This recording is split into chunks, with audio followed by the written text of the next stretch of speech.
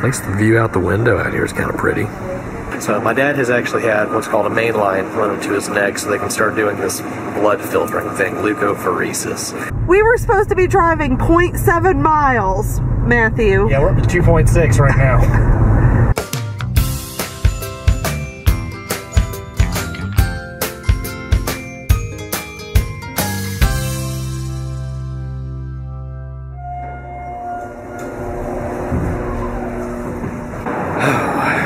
Man, things happen fast sometimes. So good morning. I don't know if anybody else has started the vlog or not today, but the past 24 hours have been kind of crazy. So right now I am leaving our local hospital to get my mom and start heading down to Charleston, South Carolina to MUSC, where my dad has been transferred. He is not doing well at all. On top of having a really rough evening, things kind of took a turn for the worst this morning. You know, that phrase gets thrown around so much, but this really is a serious thing. The things they started to do to treat the high white blood cell count that comes with leukemia really have not been effective. I'm not sure if they've done anything at all or whether they just weren't effective enough. So when chemical things don't work, you know, with medicines and whatnot, the next step is to go to actual physical removal. So that's not something they can do here locally in town, and even if they did, they don't have the blood products that they need to support him after doing that. So off to Charleston we go. They just loaded him into an ambulance transport to get him down there. It's quite a few hour drive, so it's going to be kind of rough for him. But once he gets there, they can begin treatment in hopefully a much more effective and hopefully much quicker manner than what they were doing here, because what they were doing here was not going to work at all. I'll be completely honest with you. I'm terrified right now. This is kind of the point where, you know, very legitimately, my father could pass away, you know, immediately. This is, I mean,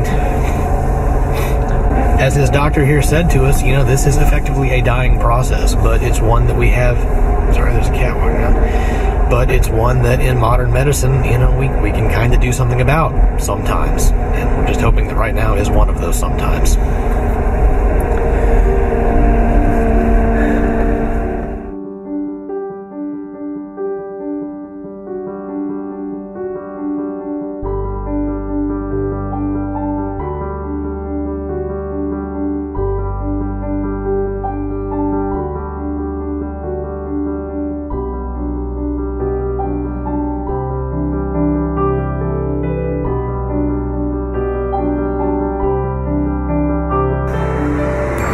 So we made it down to Charleston. They've got him in a room, and he's still just kind of waiting.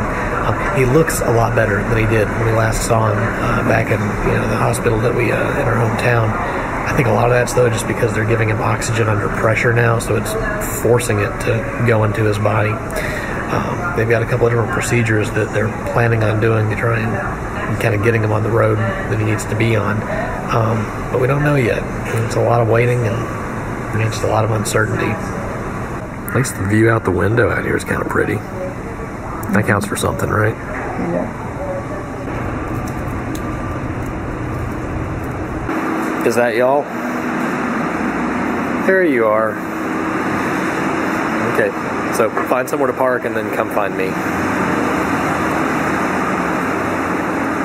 So as we are rapidly finding out, navigation in a different city is tricky when you don't know anything about it, especially when roads aren't labeled and there's construction and there's detours and all sorts of stuff like that. So my dad has actually had what's called a main line run into his neck so they can start doing this blood filtering thing, leukophoresis.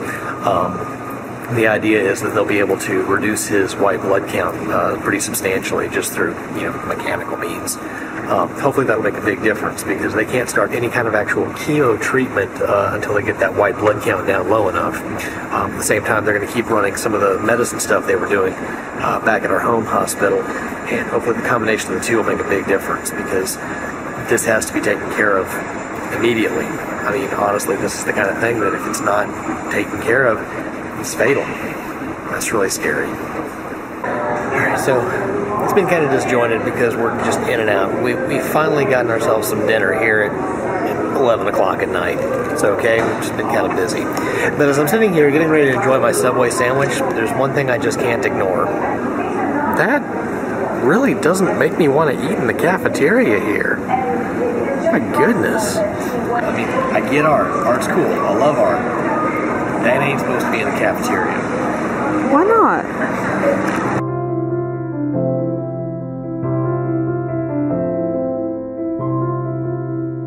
Man, they got all kinds of tasty treats at this hotel.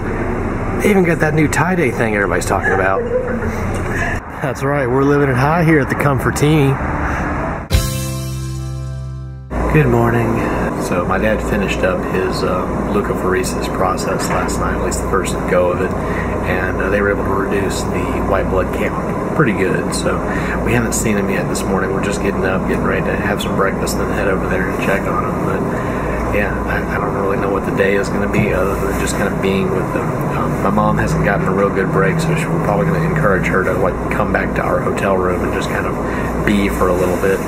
But anyway, now that we finished some breakfast here at the hotel, we're going to head over and check on him. My mom says he's actually doing a good bit better this morning.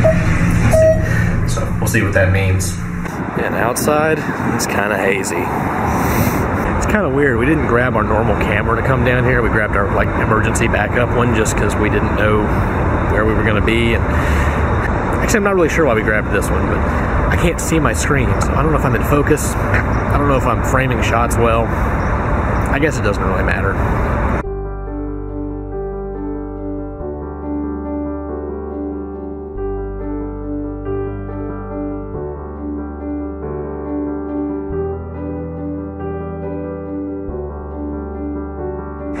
So most of the day has been spent just kind of quietly staying by his side. He's getting breathing treatments and stuff like that to help kind of break up the congestion that's in his chest. I don't need to be wearing this still. You get so used to them being on, you don't think about it. So kind of what's going on is the leukemia cells are big, right? They're abnormal, they're large blast cells.